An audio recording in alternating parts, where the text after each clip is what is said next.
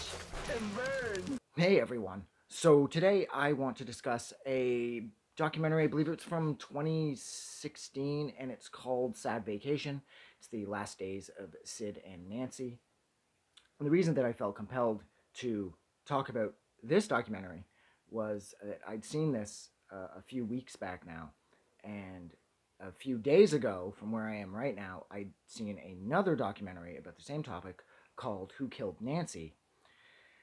And I wanted to sort of discuss how this documentary, Sad Vacation, it sort of paints a more traditional picture of Sid's possible guilt as far as the murder of his girlfriend Nancy Spongeon's concerned, and how Who Killed Nancy goes in a completely different direction, and it turns the whole documentary more into like a murder mystery who done it, because the overall consensus in Who Killed Nancy is that Sid did not kill Nancy, and the overall consensus from Sad Vacation was that he did kill Nancy. And this has sort of been one of those things that's been around my entire life, the whole Sid Vicious, Nancy Spungen thing. He's the guy from the Sex Pistols, for anybody who doesn't know. And him and his fellow junkie girlfriend Nancy, they would fight a lot. Nancy wasn't the easiest person to get along with. She had massive issues with depression, and her temper and her overall attitude was really volatile. You know, you didn't know what she was going to do from one minute to the next. And so it's always been traditionally set up to suggest that, you know, Vicious and her would fight a lot. They were all banged up on drugs, of course, heroin to be specific. And one night, you know, it came to a head. He fucking stabbed her, and she died. And that is, like I said, that is the general consensus that is on full display here with Sad Vacation.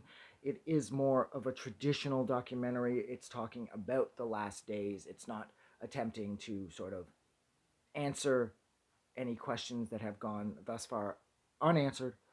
It's just, like I said, it's a very traditional look at a very standard case that everybody knows. And it does definitely point the finger at Sid Vicious being the guilty party.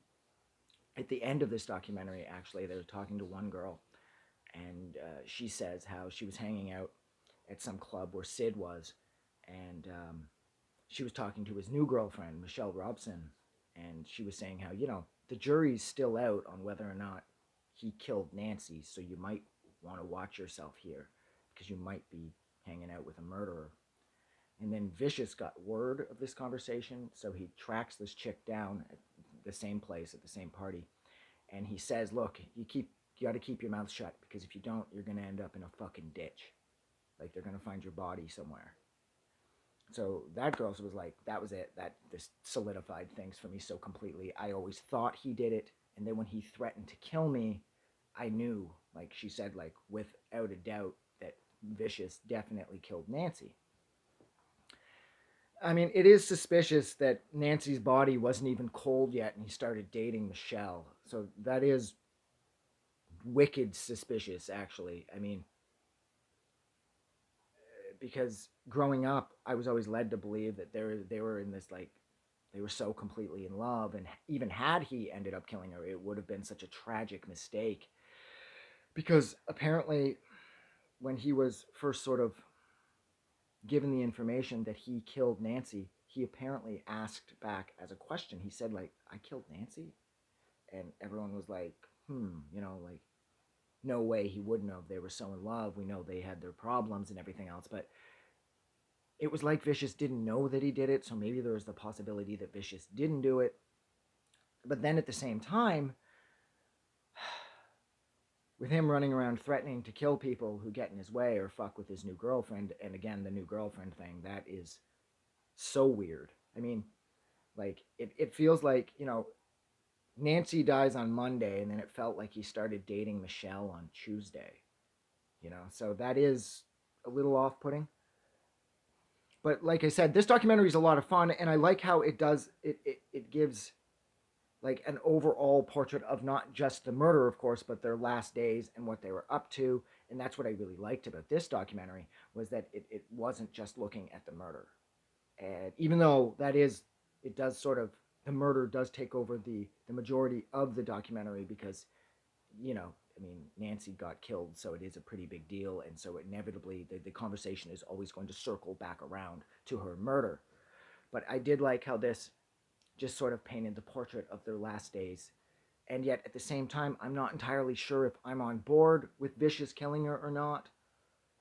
And I do love that about, differing opinions. Like, this documentary says he did do it, that documentary says that he didn't do it, and blah blah blah, back and forth. Because, like I said, this documentary definitely paints the portrait of Vicious as the murderer, and I'm good with that because he might have done it. But then with who killed Nancy, it's presented more like a murder mystery, because the majority of the consensus in that film is suggesting that he didn't do it and it was somebody else. So I don't know. But yeah, so look, I'm going to leave it there because this is like 6 minutes long, and it's going a little deep for this, and fuck, it's already way too long. So look, I'm going to stop. So thank you so much for hanging out with me while I discussed the 2016 documentary Sad Vacation. If you liked this review, or if you believe Vicious did kill Nancy, or if you believe Vicious didn't kill Nancy, regardless of any of that, you still should do something nice for somebody because it's fun and it's easy. But yeah, I'm going to go. Have a good night. I just wanted to say thank you for making it through the entire video. I really appreciate it.